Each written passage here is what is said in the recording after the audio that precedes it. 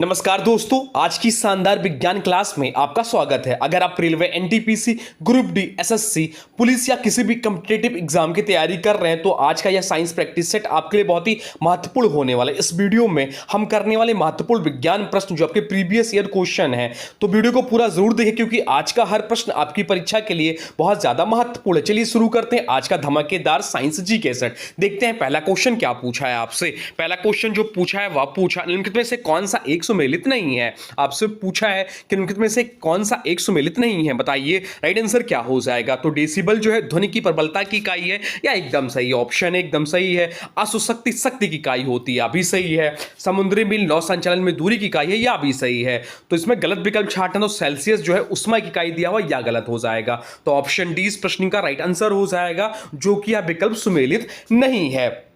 Celsius वास्तव में तापमान की इकाई है, उष्मा की नहीं। बाकी विकल्पों की बात करें तो डेसिबल ध्वनि की प्रबलता की इकाई है, अशुशक्ति शक्ति की परंपरागत इकाई है, और समुद्री मील जो है समुद्री एवं वायु दूरी मापने की इकाई है। एक समुद्री मील बराबर कितना होता है? एक समुद्री मील बराबर जो होता है वो होता है 1.852 किलोमीटर होता है। ये भी चीज ध्यान रखिएगा।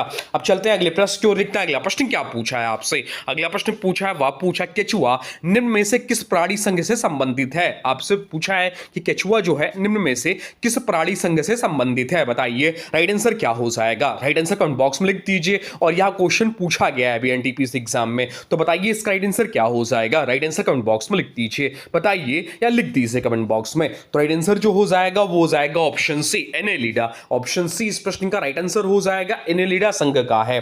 केचुआ जो अर्थवर्म जो है वह अर्थवर्म मतलब इनकी कछुआ का शरीर खंडों में बटा होता है, इसलिए यह एनेलिडा संघ में रखा गया है। एनेलिडा शब्द लैटिन शब्द के एनलोस यानी कि अर्थ यानी कि छल्ला या रिंग से बना है। इसके शरीर पर खंड दिखाई देता है और यह वृत्ताकार तथा लंबवत पेशियों से युक्त होता है। उदाहरण के तौर पर केचुआ, जोक आदि। बाकी विकल्पों की बात करें तो आर्थ्रोपोडा जिनके पैर जोड़े वाले होते हैं, जैसे कीट, मकड़ी, केकड़ा आदि। मोलस्का की बात करें तो जिनका शरीर मुलायम और खोल से ढका होता है, जैसे घोंघा, ऑक्टोपस। और प्रोटोजोआ की बात करें तो एक कोष की सूक्ष्म जीव, जैसे अमीबा, पैरामीशियम। अब चलते हैं अगले प्रश्न को। देखते हैं अगला प्रश्न क्या पूछा है आपसे। अगला प्रश्न पूछा है डीएनए का पूरा नाम क्या है। आपसे पूछा है कि डीएनए का पूरा नाम क्या है, बताइए राइट आंसर क्या हो जाएगा।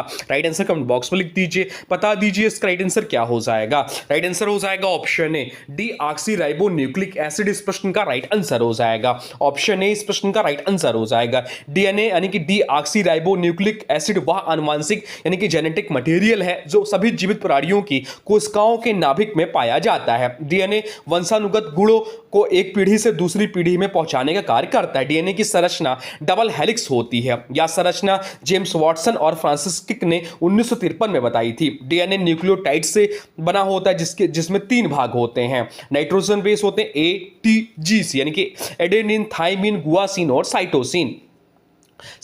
अब चलते हैं अगले प्रश्न को। देखते हैं अगला प्रश्न क्या पूछा है आपसे। अगला प्रश्न जो पूछा है वह पूछा आधुनिक आवर्त सारणी में किस समूह को नोबेल गैसों का समूह कहा जाता है। आपसे पूछा है कि आधुनिक आवर्त सारणी में किस समूह को नोबेल गैसों का समूह कहा जाता है, बताइए राइट आंसर क्या हो जाएगा। तो राइट आंसर जो हो जाएगा वो हो जाएगा ऑप्शन ए, समूह 18 को। ऑप्शन ए इस प्रश्न का राइट आंसर हो जाएगा। समूह 18 में पाए जाने वाले तत्वों को नोबेल गैस कहा जाता है। इसमें शामिल प्रमुख गैसें हैं helium, neon, argon, krypton, xenon, radon. इनकी विशेषताएं क्या है? तो रासायनिक रूप से बहुत सक्रिय नहीं, पूर्ण बैलेंस इलेक्ट्रॉन शेल होने के कारण अन्य तत्वों के साथ रासायनिक प्रतिक्रिया कम करते हैं, गैसीय अवस्था में पाए जाते हैं, इसलिए आधुनिक आवर्त सारणी में समूह 18 जो है नोबेल गैस। अब चलते हैं अगले प्रश्न की ओर। देखते हैं अगला प्रश्न क्या पूछा है आपसे। अगला प्रश्न जो पूछा है वह पूछा डीजल इंजन का आविष्कार किसने किया था। आपसे पूछा है कि डीजल इंजन का आविष्कार किसने किया था, बताइए राइट आंसर क्या हो जाएगा। राइट आंसर कमेंट बॉक्स में लिख दीजिए। तो इस प्रश्न का जो राइट आंसर हो जाएगा वो हो जाएगा ऑप्शन डी, रुडोल्फ डीजल ने। ऑप्शन डी इस प्रश्न का राइट आंसर हो जाएगा, रुडोल्फ डीजल ने। डीजल इंजन का आविष्कार रुडोल्फ डीजल ने वर्ष 1892 में किया था। इसे कंप्रेशन इंजन भी कहा जाता है। चलिए प्रमुख आविष्कार एवं आविष्कारक बताते हैं जो आपके एग्जाम की दृष्टि से बहुत ज्यादा इंपॉर्टेंट है, एक एक लिख लीजिएगा।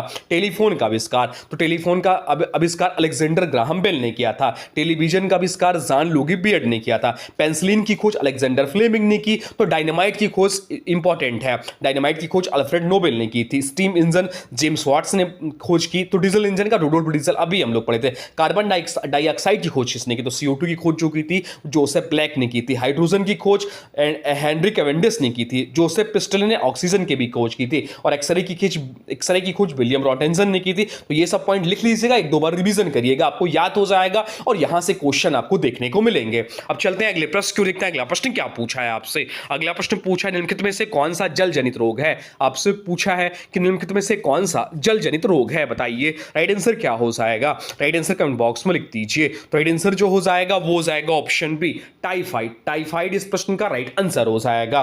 टाइफाइड एक जल जनित संक्रमण है जो साल्मोनेला टाइफी नामक बैक्टीरिया से होता है या प्रदूषित जल या भोजन के सेवन से फैलता है। इसके प्रमुख लक्षण हैं तेज बुखार, पेट दर्द, दस्त या कब्ज, कमजोरी आदि। इससे बचने के लिए स्वच्छ पानी का सेवन और अच्छी सफाई आवश्यक है। टाइफाइड के जांच के लिए प्रमुख टेस्ट जो होता है बिडाल टेस्ट होता है, ये चीज ध्यान रखिएगा। अब चलते हैं अगले प्रश्न क्यों देखते हैं। अगला प्रश्न क्या पूछा है आपसे? अगला प्रश्न पूछा है 20 हर्ट्ज से कम आवृत्ति वाली ध्वनि तरंगों को क्या कहा जाता है? आपसे पूछा है कि 20 हर्ट्ज से कम आवृत्ति वाली तरंगों को क्या कहा जाता है, बताइए राइट आंसर क्या हो जाएगा? राइट आंसर कमेंट बॉक्स में लिख दीजिए। तो राइट आंसर जो हो जाएगा वो हो जाएगा ऑप्शन बी, इंफ्रासोनिक। इंफ्रासोनिक इस प्रश्न का राइट आंसर हो जाएगा।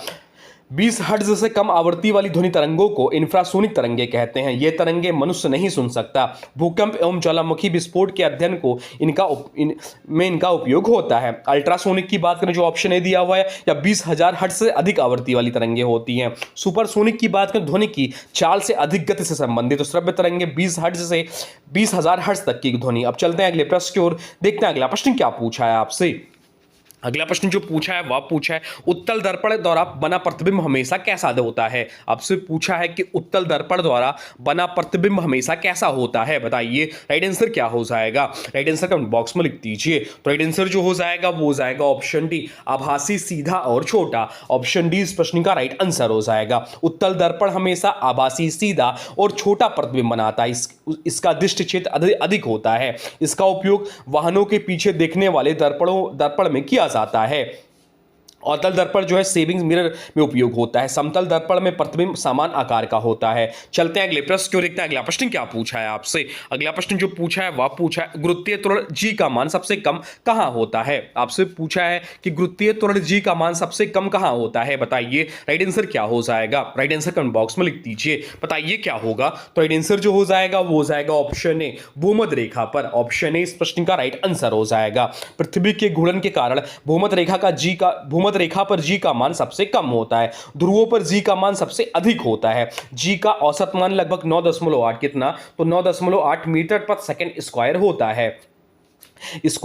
है। ध्रुवों पर यहाँ G अधिक होता है। पृथ्वी के केंद्र पर G शून्य होता है। पहाड़ों पर ऊंचाई बढ़ने से G घटता है लेकिन न्यूनतम नहीं होता है। पृथ्वी का आकार चपटा गोलाब है। ऊंचाई बढ़ने पर G घटता है, यह चीज ध्यान रखिएगा। अब चलते हैं अगले प्रश्न क्यों देखते हैं। अगला प्रश्न क्या पूछा है आपसे? अगला प्रश्न पूछा सैन्यता की इकाई क्या है? आपसे पूछा कि सैन्यता की इकाई क्या है, बताइए राइट आंसर क्या हो जाएगा? राइट आंसर कमेंट बॉक्स में लिख दीजिए। राइट आंसर जो हो जाएगा वो हो जाएगा ऑप्शन ए, पॉइज। पॉइज इस प्रश्न का राइट आंसर हो जाएगा। POISE, पॉइज इस प्रश्न का राइट आंसर हो जाएगा। सैन्यता द्रव के बहाव का विरोध करने का गुण है। इसकी CGS इकाई, क्या CGS इकाई पॉइज होती है। अधिक सैन्यता वाले द्रव धीरे धीरे बहते हैं। बाकी विकल्पों की बात करें तो पास्कल जो है दाब की इकाई है, वाट शक्ति की इकाई है, कैंडला ज्योति तीव्रता की इकाई है, जल की सैन्यता कम होती है, शहद की सैन्यता अधिक होती है। चलते हैं अगले प्रश्न क्यों देखते हैं। अगला प्रश्न क्या पूछा है आपसे? अगला प्रश्न पूछा है जंग रहित लोहा बनाने में लोहे के साथ प्रयुक्त होने वाली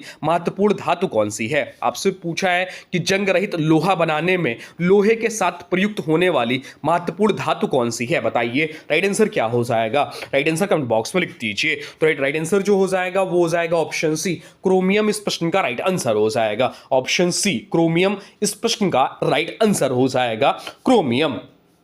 स्टेनलेस स्टील बनाने में लोहे के साथ क्रोमियम मिलाया जाता है। क्रोमियम जंग लगने से बचाता है। स्टेनलेस स्टील का उपयोग बर्तन, मशीन और चिकित्सा उपकरणों में होता है। स्टेनलेस स्टील मिश्र धातु है। मिश्र धातु क्या होते हैं? तो दो या अधिक धातुओं का मिश्रण होता है मिश्र धातु। अब चलते हैं अगले प्रश्न क्यों देखते हैं। अगला प्रश्न क्या पूछा है आपसे? अगला प्रश्न पूछा आवर्त सारणी में सर्वाधिक विद्युत ऋणात्मक तत्व कौन सा है? आपसे पूछा है कि आवर्त सारणी में सर्वाधिक विद्युत ऋणात्मक तत्व कौन सा सा है? बताइए राइट आंसर क्या हो जाएगा? राइट आंसर कमेंट बॉक्स में लिख दीजिए। तो राइट आंसर जो हो जाएगा वो हो जाएगा ऑप्शन बी, फ्लोरीन इस प्रश्न का राइट आंसर हो जाएगा। फ्लोरीन आवर्त का सबसे अधिक विद्युत ऋणात्मक तत्व है या इलेक्ट्रॉन को सबसे अधिक आकर्षित करता है। फ्लोरीन का परमाणु क्रमांक क्या है? तो फ्लोरीन का जो परमाणु क्रमांक होता है वह 9 होता है। सबसे अधिक विद्युत धनात्मक तत्व कौन सा? तो सबसे अधिक विद्युत धनात्मक तत्व जो होता है सीजियम होता है, यह भी ध्यान रखिएगा। चलते हैं अगले प्रश्न को देखते हैं। अगला प्रश्न क्या पूछा है आपसे? अगला प्रश्न पूछा है ब्लीचिंग पाउडर यानी कि विरंजक चूर्ण का रासायनिक सूत्र क्या है? आपसे पूछा है कि ब्लीचिंग पाउडर यानी कि विरंजक चूर्ण का रासायनिक सूत्र क्या है? बताइए राइट आंसर क्या हो जाएगा? राइट आंसर कमेंट बॉक्स में लिख दीजिए। तो राइट आंसर जो हो जाएगा वो हो जाएगा ऑप्शन बी, CaOCl2। CaOCl2 इसका रासायनिक सूत्र होता है। ब्लीचिंग पाउडर का रासायनिक सूत्र CaOCl2 होता है। इसका उपयोग जल को शुद्ध करने और कपड़े को सफेद करने में किया जाता है, या क्लोरीन की गंध वाला सफेद चूर्ण होता है। बाकी विकल्पों की बात करें तो ऑप्शन है CaOH का होल ट्वाइस बुझा चूना है। CaCO2 जो है चूना पत्थर और CaCl2 कैल्शियम क्लोराइड है। ब्लीचिंग पाउडर की खोज चार्ल्स ट्रेनेंट ने की थी। पेयजल शुद्धिकरण में भी इसका उपयोग होता है। अब चलते हैं अगले प्रश्न को देखते हैं। अगला प्रश्न क्या पूछा है आपसे? अगला प्रश्न पूछा है ठोस कपूर से कपूर वाष्प बनने की प्रक्रिया को क्या कहते हैं? आपसे पूछा है कि ठोस कपूर से कपूर वाष्प बनने की प्रक्रिया को क्या कहते हैं? बताइए राइट आंसर क्या हो जाएगा? राइट आंसर कमेंट बॉक्स में लिख दीजिए। तो राइट आंसर जो हो जाएगा वो हो जाएगा ऑप्शन सी, ऊर्ध्वपातन। ऊर्ध्वपातन इस प्रश्न का राइट आंसर हो जाएगा। ऊर्ध्वपातन वह प्रक्रिया है जिसमें ठोस पदार्थ सीधे गैस में बदल जाता है। कपूर और नेप्थलीन इसके सामान्य उदाहरण हैं। क्या? कपूर और नेप्थलीन जो है इसके सामान्य उदाहरण हैं।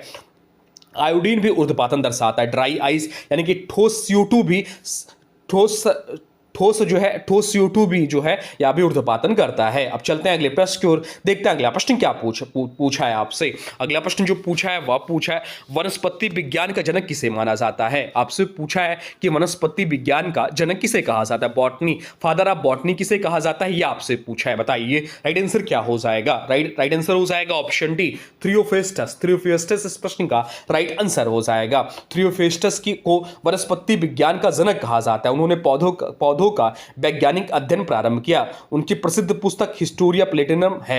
अरस्तु जो है जीव विज्ञान के जनक माने जाते हैं। लिनियस वर्गीकरण विज्ञान के जनक हैं और रॉबर्ट ब्राउन कोशिका केंद्रक की खोज की है। बॉटनी जो है पौधों का अध्ययन करते हैं। बॉटनी के अंतर्गत जूलॉजी के अंतर्गत जंतुओं का अध्ययन करते हैं। इकोलॉजी के अंतर्गत पर्यावरण का अध्ययन करते हैं। अब चलते हैं अगले प्रश्न को देखते हैं। अगला प्रश्न क्या पूछा है आपसे? अगला प्रश्न पूछा अनुवांशिकी का जनक किसे कहा जाता है?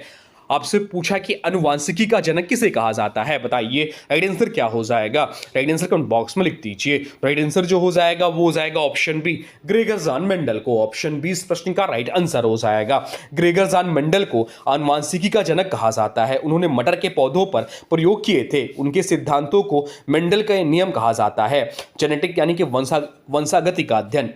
अब चलते हैं, DNA जो है अनुवांशिक पदार्थ है। अब चलते हैं अगले प्रश्न की ओर, देखते हैं अगला प्रश्न क्या पूछा है आपसे। अगला प्रश्न पूछा है मानव शरीर की सबसे लंबी कोशिका कौन सी है? आपसे पूछा है कि मानव शरीर की सबसे लंबी कोशिका कौन सी है? बताइए राइट आंसर क्या हो जाएगा? राइट आंसर जो हो जाएगा वो हो जाएगा ऑप्शन बी, तंत्रिका कोशिका इस प्रश्न का राइट आंसर हो जाएगा। ऑप्शन बी इस प्रश्न का राइट आंसर हो जाएगा। तंत्रिका कोशिका मानव शरीर की सबसे लंबी कोशिका होती है या संदेशों को एक स्थान से दूसरे स्थान तक पहुंचाती है। न्यूरॉन तंत्रिका तंत्र की मूल इकाई है। न्यूरॉन में डेंड्राइट और एक्सॉन पाए जाते हैं। मस्तिष्क और मेरुरज्जु तंत्रिका तंत्र के मुख्य भाग हैं। अब चलते हैं अगले प्रश्न को देखते हैं। अगला प्रश्न क्या पूछा है आपसे? अगला प्रश्न पूछा है वाहनों के रियर व्यू पीछे देखने के लिए किस दर्पण का प्रयोग किया जाता है? आपसे पूछा कि वाहनों के रियर व्यू यानी कि पीछे देखने के लिए किस दर्पण का प्रयोग किया जाता है? बताइए राइट आंसर क्या हो जाएगा?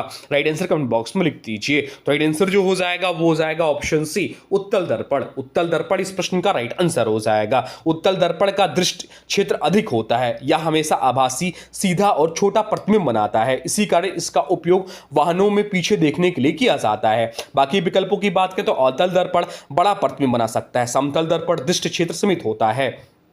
अवतल दर्पण सेविंग मिरर में उपयोग होता है और समतल दर्पण समान आकार का प्रतिबिंब बनाता है। अब चलते हैं अगले प्रश्न को देखते हैं। अगला प्रश्न क्या पूछा है आपसे? अगला प्रश्न पूछा मानव शरीर में अमोनिया को यूरिया में कौन बदलता है? आपसे पूछा है कि मानव शरीर में अमोनिया को यूरिया में कौन बदलता है? बताइए राइट आंसर क्या हो जाएगा? राइट आंसर कमेंट बॉक्स में लिख दीजिए। तो राइट आंसर जो हो जाएगा वो हो जाएगा ऑप्शन बी, यकृत यानी कि लीवर इस प्रश्न का राइट आंसर हो जाएगा। मानव शरीर में अमोनिया को यूरिया में बदलने का कार्य यकृत करता है। यह प्रक्रिया यूरिया यूरिया चक्र कहलाती है। यूरिया बाद में वृक्क द्वारा मूत्र के माध्यम से बाहर निकाला जाता है। यकृत शरीर की सबसे बड़ी ग्रंथि है। यकृत पित्त रस बनाता है। अब चलते हैं अगले प्रश्न की ओर, देखते हैं अगला प्रश्न क्या पूछा है आपसे। अगला प्रश्न पूछा पेसमेकर का संबंध शरीर के किस अंग से है। आपसे पूछा है कि पेसमेकर का संबंध शरीर के किस अंग से है, बताइए राइट आंसर क्या हो जाएगा। राइट आंसर कमेंट बॉक्स में लिख दीजिए। तो राइट आंसर जो हो जाएगा वो हो जाएगा ऑप्शन सी, हृदय इस प्रश्न का राइट आंसर हो जाएगा। ऑप्शन सी इस प्रश्न का